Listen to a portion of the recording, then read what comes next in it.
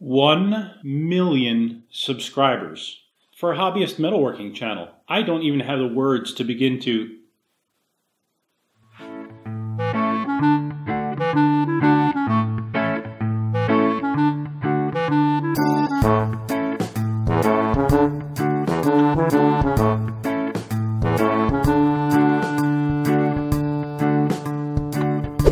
Hey, I'm this old Tony. You killed my father. So 100K subs. How about that? This, a little bit different. It feels more like I'm talking to myself now than when I talk to my hands. But it's a pleasure to meet you. Truth be told, I've sort of been here the whole time. I've got a picture up on the Google Plus profile thing. Yeah, it's been a rough couple of years. But you might be asking yourself, if you've been here the whole time, how come when you look across that long beach we've traversed together all these years, you only see one set of footsteps? Well, I might have been at the bar, or maybe napping, or you could have tried inviting me to the beach. Anyway, enough about you. Now, despite my name being right on the tin, people often ask who I am. Well, what my story is, at any rate. I don't usually get into it much. It doesn't seem relevant for the content.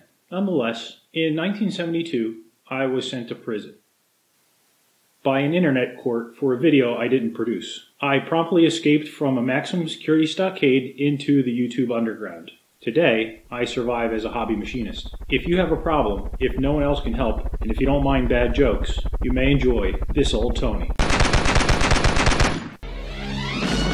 Alright, settle down now. Let's get to work. Last thing I want is for this thing to go to my head. Now, you may remember the flycutter build we went through not too long ago. What I think I'd like to do is make a cutting tool that takes a carbide insert, essentially to replace this high-speed steel when I'm doing tougher materials. So we'll be talking about that, and whatever else happens to come up along the way. It's never so much the destination, is it? So this is a flashlight. But this is a piece of D3 tool steel. Now, I'll get into why I'd like to use tool steel for this in a minute, but for now I need to get a chunk out of here about a 1/2 inch by 1/2 inch, and maybe 5 inches long or so. Now, a bandsaw would make quick work of this, cutting it to length, but cutting the width out of here is a little bit of a pain in the butt. So I'm going to do this a little bit different. And because this is a special occasion, I'll walk you through how I do this a step at a time. I know a lot of you get a kick out of the magic that we do here, but really, it's just cold hard science. Now, the first step, and very important step, is to scribe lines to the dimensions that we need the part to. The scribe lines go all the way around in both directions, and they're a little bit deeper than you'd usually do them, as for a layout line. Next, I take just some plain old water, this is just tap water, and just sort of wet the scribe lines. You don't want the water all over the place. Do that all the way around the part. Wipe off the excess and we're ready to go to the next step. Put the piece that you want to cut in a very sturdy vise, being sure that the most important scribe line is sort of fully inside the vise jaws. Try to get all the scribe lines, but the primary one is the most important. Finally, put on your safety glasses, take a step or so back, and give it a shot of WD-40. Now, just be careful, these things can be a little hot. I'm not going to sit here and insult your intelligence. As you know, water is not compressible, and WD-40 is a water displacer. So I decided not to cut this to final size. You can see it's thicker than what I marked off here. This will be mounted at 10 degrees in the fly cutter, and the insert is in at 45. So I think I'm going to machine this so it has an offset head. So usually the next step after jump cutting your stock is to take it to nominal size, so you can do some layout and get to working on your actual part. I'm just going to quickly do that now.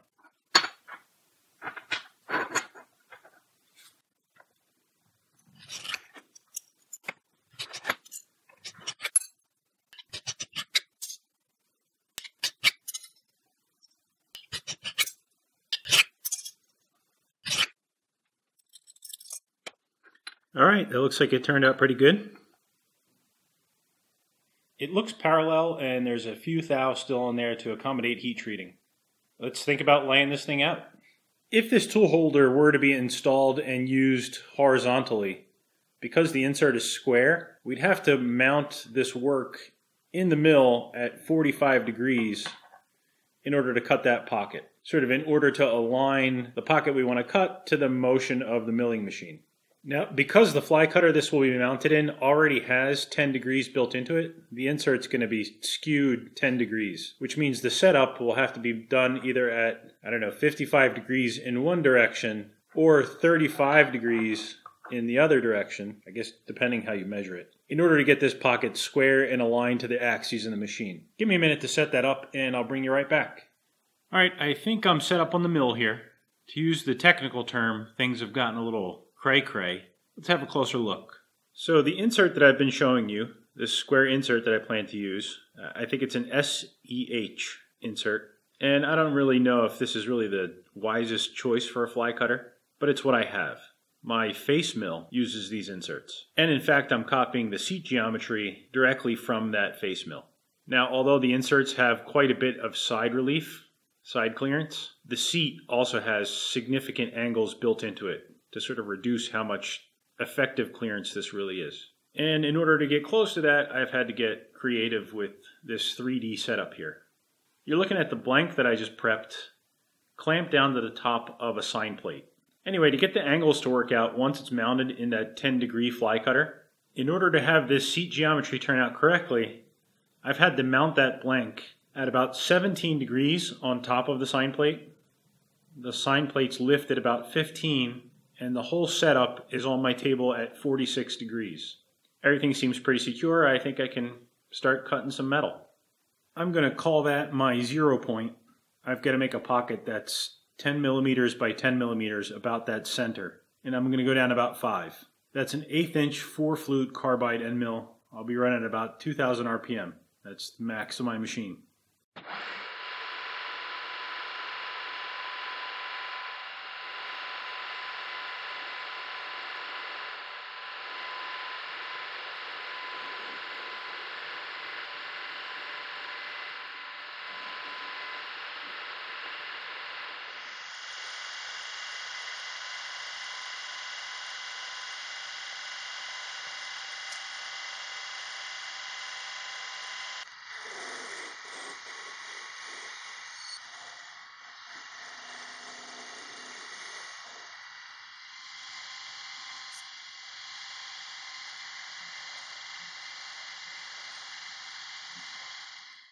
Alright, so the seat is roughed out to size. The only thing that's missing is to sort of angle the perimeter of that insert seat. I think I mentioned earlier that the insert itself has 20 degrees of clearance on all sides. That end mill obviously left a square seat. Cutting 20 degrees gives me a better seating surface and takes the insert to sort of its final resting position. It'll move it left and up a bit, the way we're looking at it now. This top surface is the center line of the fly cutter, and I want that insert, once it's in its final position, to be right on that center line. And right now, I'm catching the tip.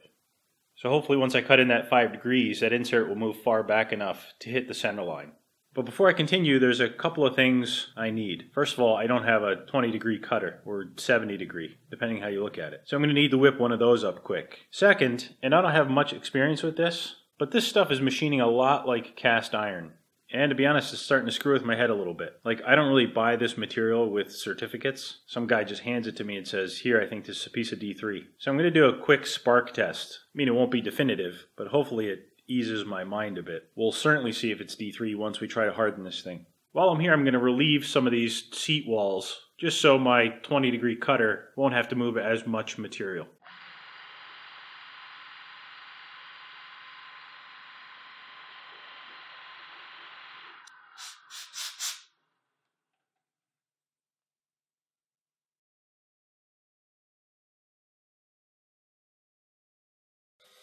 So I've got two pieces of material here. One I know is cast iron, and the other one is our tool steel, or what I was told is D3. Now, unfortunately, it's not totally apples to apples comparison. My piece of cast iron is heavier, is bigger, so it's heavier. I'm trying to keep the force more or less constant. But the thing to note is the sparking, sort of the branching. See, the cast iron is a little bit more orange in color, and the sparks don't really branch off that much. Like, they're brief and they don't really fork out. On the tool steel, the spark is whiter and there's a lot more branching. It sort of bursts into those fireworks more frequently and to a greater degree. And I think that jives with what I'd expect. Not definitive, but I feel a little bit better about moving on. Just as another data point, let's try an old file. Here the sparks are bright, they're short, and there's quite the fireworks display. The material that I have that I think is D3 is starting to look better and better.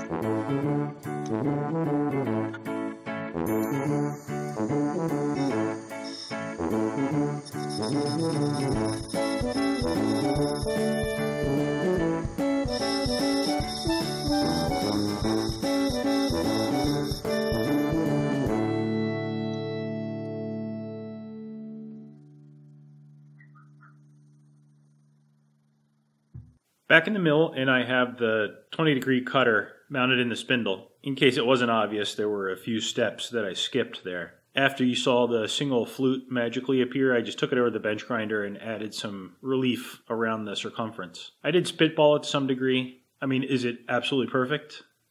Yeah, probably. It probably is.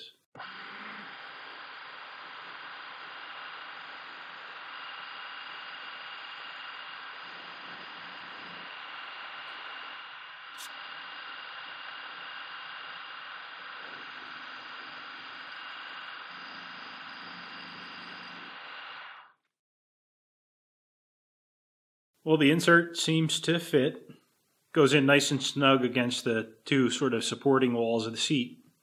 Next, I'll need to drill and tap that hole for the screw, and more than likely make the screw. I think I'll do that all off camera. I don't think there's anything new and exciting there. The tip of the insert did turn out a smidge above center line. I'm still debating whether to do anything about that, but maybe once I'm in there and drilling and tapping, I'll just drop that surface a bit.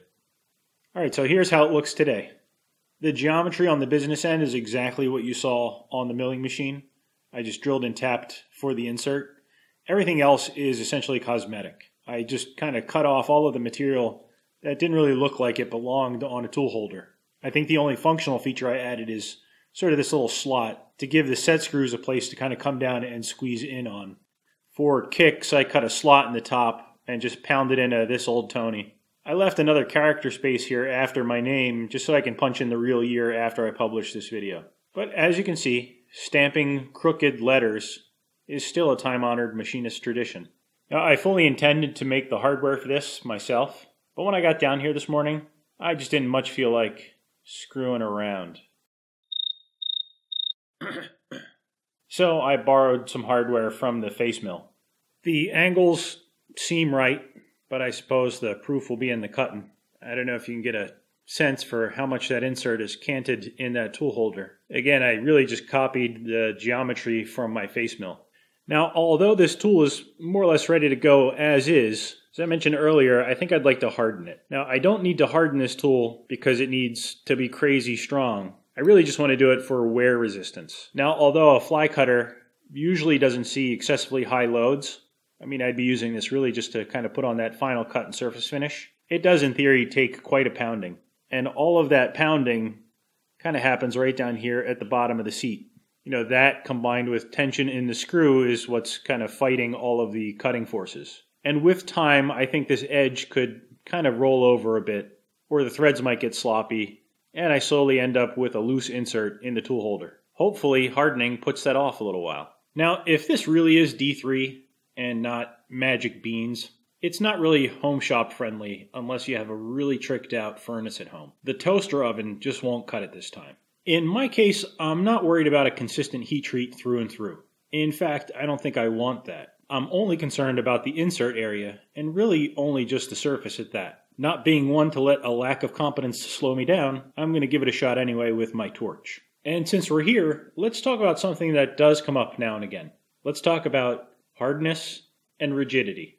Now, I think it's fair to say that rigid tooling is very desirable, but hard and rigid aren't always the same thing. Now, while I let the giggling settle down, allow me to set up for a tangent. Let's talk about stress and strain. I can't really get into hardness and rigidity without some common background info. Now, if you're a college professor, you might want to avert your eyes and cover your ears because I'm about to get into a train wreck here. Stress-strain curves look something like this, at least for metals anyway. They show you how stress in a material changes as it's put under strain. Think of it like an online dating profile. One look, and you can see how cool or uncool a material is, if it enjoys margaritas, and just how compatible it might be for your needs or your application. As an example, let's do me. The horizontal line is how much strain I'm under. The vertical line will be my subsequent stress level. We'll start on the left at the bottom at 0, 0. I just woke up, life is good, no strain, no stress. I stumble out of bed and into the kitchen where I find out we're out of coffee. That puts some strain on, so my stress level rises a bit. While I defeatedly put on some tea, I check my phone and notice Stefan hasn't returned not a single one of my 50 calls. More strain, more stress. I get dressed to head out into the shop, and my wife tells me she's running some errands and I have the kids. I'm gently informed my neighbor's lawnmower's not starting. Or Laura posts a new video, and my stress starts to come back down, until I see her pull out that angle grinder with no guard on it. Now you might notice my line is sort of flattening out a little. For me, piling on more strain doesn't necessarily mean I feel more stress. It's like after a certain point, I'm just kind of desensitized. Now after I replace the 15-year-old gas and get the mower started, at this point, if everything just calmed the heck down, all that strain would slowly fade away and my stress levels would come down. No harm, no foul. But unfortunately, that's not what happens. Instead, I put on YouTube and notice someone's posted just 2 days before I was going to post mine, their first video in a series to build the Antikythera mechanism. As I throw mine into the recycling, my stress goes through the roof and boom, total mental failure from which there is no return. Let's now do the same for my wife. She comes home and sees me with my shop clothes on the couch. Boom, game over. Now you can see from just a glance at the graphs, two very different stress responses to the amount of applied strain. In particular, pay attention to the slopes of those lines, or that ramp-up angle if you like, starting at 0. The rate at which that ramp climbs, like how flat or how steep it is, describes how either elastic or rigid that person or material might be. Psychologists like to call it the modulus of elasticity, sometimes called Young's modulus, if you're at a party amongst close friends. But let's get back to metals, though. For metals, it's the same exact thing. You can push, pull, or bend them, i.e. strain them, and as long as they stay below their yield stress, all will be good. You can apply and remove the load all you'd like, and as long as you don't exceed their magic stress level, they'll always sort of bounce back. If you go above its yield point and then remove the strain, its stress will come down, but like me, it won't quite be the same. It'll permanently take on some amount of strain or deformation. Have a look at this wire.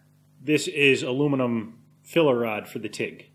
If I put some strain on it and let it go, it bounces right back. I could do that till the cows come home, and the aluminum will be fine. If, however, I put too much strain on this, I'll exceed its sort of yield limit, and when that strain is removed, the wire is permanently deformed. Same thing for this spring. This is steel. I think it's actually stainless steel. As long as I stay within the limits of the material, the spring will function perfectly fine. If I exceed what the material is capable of, just like before, it takes on that permanent deformation. Now, in both these cases, the parts have failed because either the loading was too high or the shape wasn't right for the application, there wasn't enough material, and the loading exceeded the material's capabilities. So what does this have to do with hardening? Well, nothing really, but let's take a look at those stress-strain curves again. When you take a material that's capable of being hardened, and you harden it, the stress-strain curve grows, like it gets taller. The amount of stress it can withstand is more. But have a look at the slope. The curve grows sort of in the same direction as that initial slope. The modulus hasn't changed. It's just its point of no return has gotten higher. So hardening a material doesn't really make it more rigid. It just pushes sort of that point of failure much higher. It can take much higher loads. But when it does break, it's catastrophic. There's no more soft transition. There's no more yield point. It doesn't really bend. It just gets to that point and snaps. If something needs to be more rigid, you have to switch to a different material. Something that has a steeper curve, like carbide. Things like high rigidity boring bars, like for lathes, are made out of carbide for just this reason. Most of your usual tooling is hardened, but that doesn't make it more rigid. Now, frankly, I'm muddying the waters a bit, but the bottom line is the same. The point at which the material yields is either higher or lower in a hardened or non-hardened material. We'll see that, hopefully, practically here on the bench. But in any case, well, there you have it.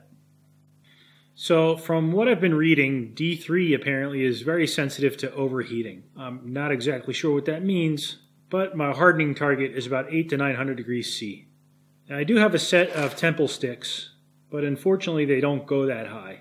Not sure if they would have done me much good anyway, but they don't go that high. So I think I'm going to do a little bit of testing. I've got 2 pieces of the D3 here, and my only reference temperature is sort of the loss of ferromagnetism at about 750 to 800 degrees C, meaning when they reach about 700 to 800 degrees, they'll no longer be attracted to a magnet. So what I'm going to do is harden both of these, and then I'll come back and try to temper just one of them, and maybe I can learn something from that.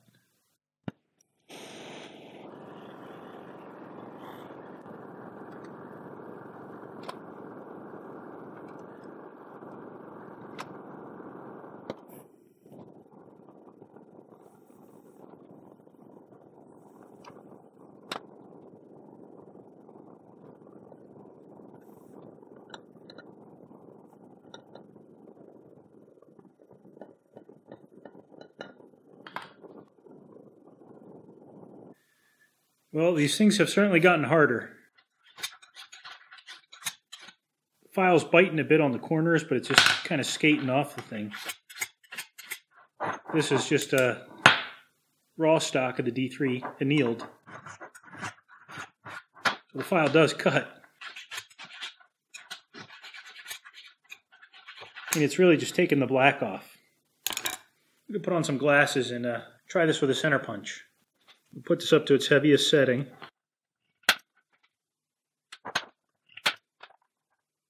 Yeah, I mean, there's a little mark on there, but it's not punched like this one is. It's hard to tell if it's just taking that black oxide off. That's softer there. That is very hard there. It's also very hard. Took the tip off my center punch. Alright, so I don't know if I really learned anything there. I don't think this is as hard as D3 gets, but it's certainly harder than how it started off. I don't think this hardness is getting very deep. I'm just going to go for it on the insert tooling bar and just kind of do a similar sort of taste test, see how it feels.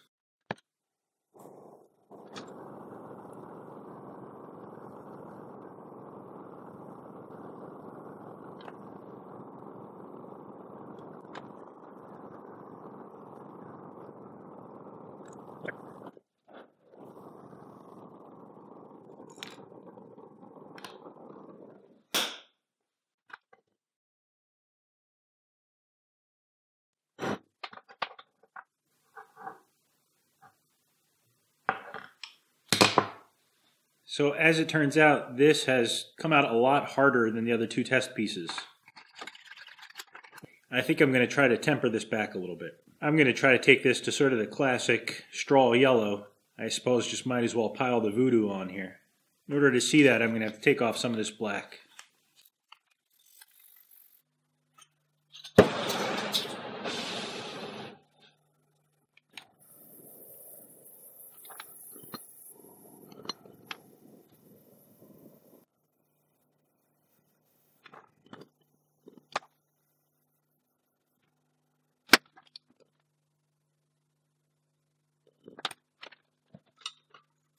All right, let me get you caught up. I think the temper went well. Again, it's kind of a shot in the dark down here. In any event, I don't think I got much below the surface, but any little bit hopefully will help. I cleaned it up a bit. I did sandblast it. Just kind of removed a lot of the tool marks that were visible before, and then took it to final thickness on the surface grinder. Barely cleaned up the top and took a little material off the bottom. It was a little crooked, but wasn't too bad. The last thing I want to do before I try it is blacken the thing. So you'll see me hit it with some gold blue. I'll put it in the fly cutter, and I guess I'll be talking to you over at the mill. So far, I think it's starting to look the part. Now I know why these insert holders cost hundreds of dollars. Though I totally understand the fact that it should be cheaper if someone else makes it. Time to buy some more blue.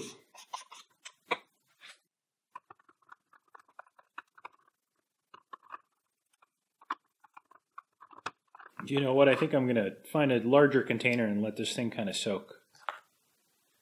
So the black turned out pretty alright. I mean, it turned out great on the sandblasted part, like the opaque part, but a little bit splotchy on the ground sides. Now, I'll be honest, I was a little bit more upset about that before I found out that I made this tool upside down and backwards. I'm just pulling your leg. Turned out all right. Let's go see if it actually cuts, shall we?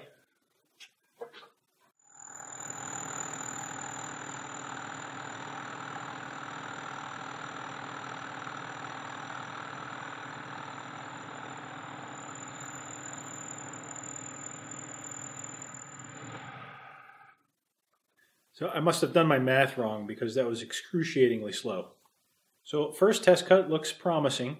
This is the other part of that block of D3. This happens to be 3 inches wide, almost 80 millimeters. It was a 20 thou depth of cut on this side, but it was, raw, rough stock. It kind of went up to, probably 5 thou. So it started off with some big chips in the beginning and then just sort of petered off. I'm going to drop it another 20 and come back, maybe increase the feed rate. I'm spinning this at 280 RPM, and it's moving about an inch per minute.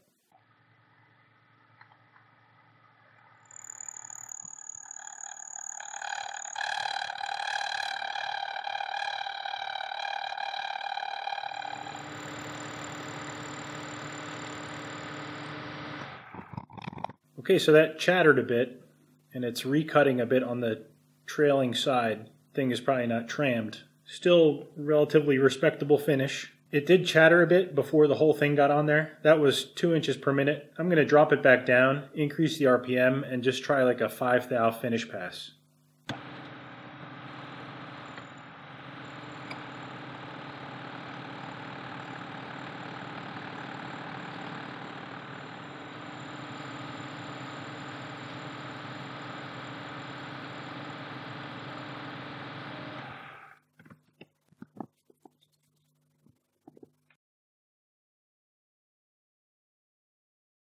All right, I think that does it.